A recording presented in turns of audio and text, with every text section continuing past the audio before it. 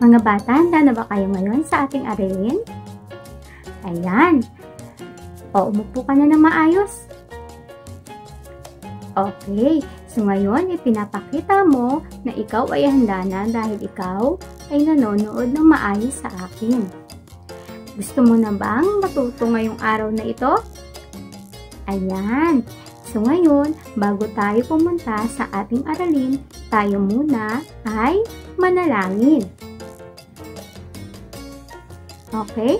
Sa ngalan ng Ama, ng Anak, ng Espiritu Santo. Amen. Sabayan si Teacher Sandy sa pagdarasal. Panginoon, marami pong salamat sa mga biyayang ipinagkaloob sa amin sa araw-araw.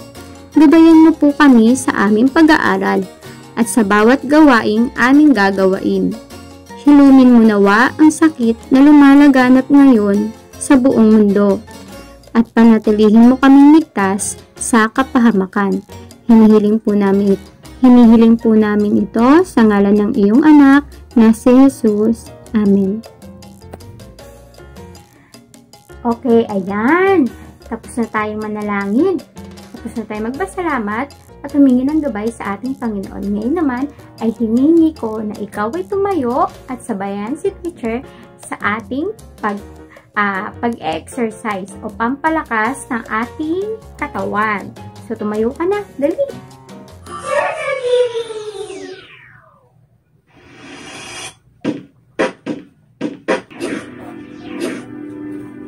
Ayan mga bata, tayo ngayon ay magsiupo na dahil nabuhay na ang ating mga dugo-dugo. So, ayan, mag-relax tayo at umupo. Yun, nakita ko naman na okay na at napalakas na natin ang ating mga katawan. So, ngayon, ay ipapakita sa inyo si Teacher Sandy. Nakikita mo ba to? Eto. Eto. Ngayon, ano kaya ang kinalaman ng bawat isa sa ating aralin ngayon? Maaari mo kayang hulaan? Tama! Ang ating aralin ngayon ay tungkol sa mga pangunahing pangangailangan ng tao. Magbigay ka nga ng iyong mga pangangailangan. Very good! Isa pa. Mahusay. So ngayon, alam mo ang iyong mga pangangailangan. Ngunit alam mo ba na may mga pangunahing pangangailangan ang mga tao? Tama! Meron tayong mga pangunahing pangangailangan. Ano nga ba ang pangunahing pangangailangan ng mga tao? Pangunahing pangangailangan, basic o primary needs, mga bagay na mahalaga sa pananatili ng buhay ng tao, pagkain, damit, at bahay. Pangunahing bagay o necessity. So ngayon, alam mo na ang mga pangunahing pangangailangan ng mga tao.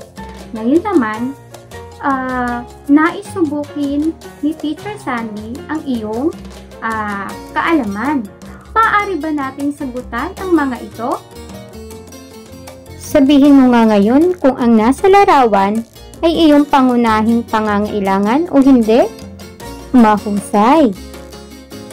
Eto naman, pangunahing pangangailangan ba ito ng tao? Magaling!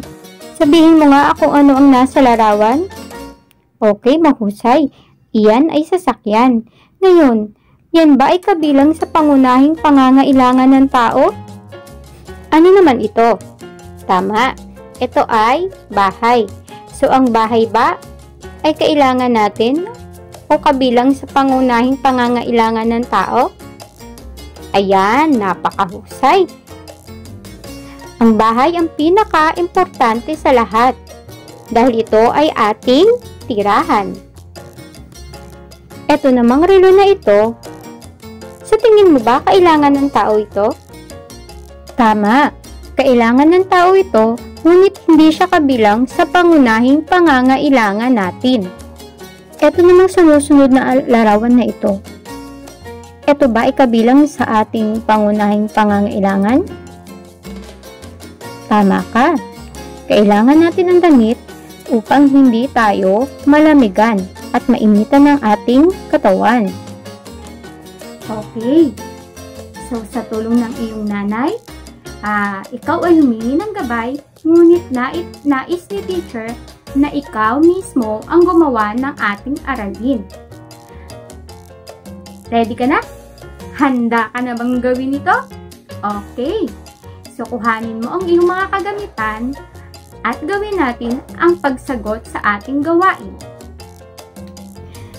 Okay, ngayon mga bata, paano natin sasagutan ang ating gawain? Una, lagyan ng check kung ang larawan ay pangunahing pangangailangan at X naman kung ito ay hindi mo pangunahing pangangailangan. O ngayon, kayang-kaya mong sagutan iyan basta ikaw ay nakikinig kay Teacher Sandy.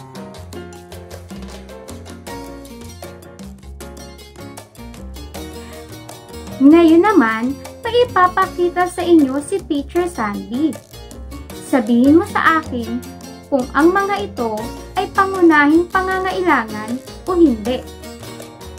Tignan mo nga ito.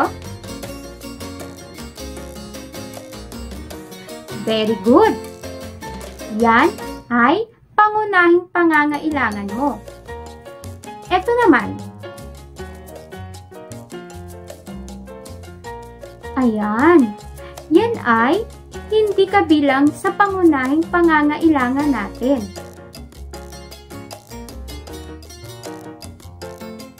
Ano kaya ito? Very good! Isa ulit yan sa ating pangunahing pangangailangan. Ito pa. Ito ba ay kailangan na kailangan mo? Eto. Kailangan mo din ba ito? Okay. So, yan ay kabilang sa ating pangunahing pangangailangan. Eto. Kailangan mo ba ito? Very good. Napakahusay. Isa pa. Eto kaya. Kailangan ba natin ito? Napakagaling talaga. Ngayon, alam mo na ang pangunahing pangangailangan ng isang tao. Ngayon, may isa pa tayong gagawin. Sa tulong ulit ni Mami at ni Daddy, ikaw ay magsasagot. Kuhanin mo ang iyong mga kagamitan at sagutan natin.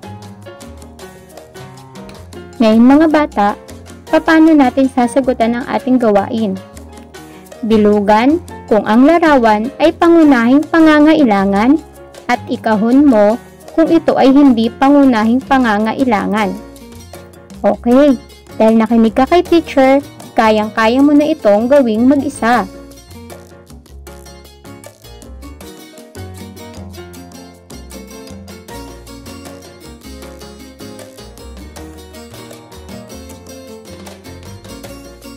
Napakahusay mga bata. Masayang-masaya si teacher kasi ngayon alam nyo na ang pangunahing pangangailangan nating mga tao. Hindi ba masayang matuto sa araw-araw?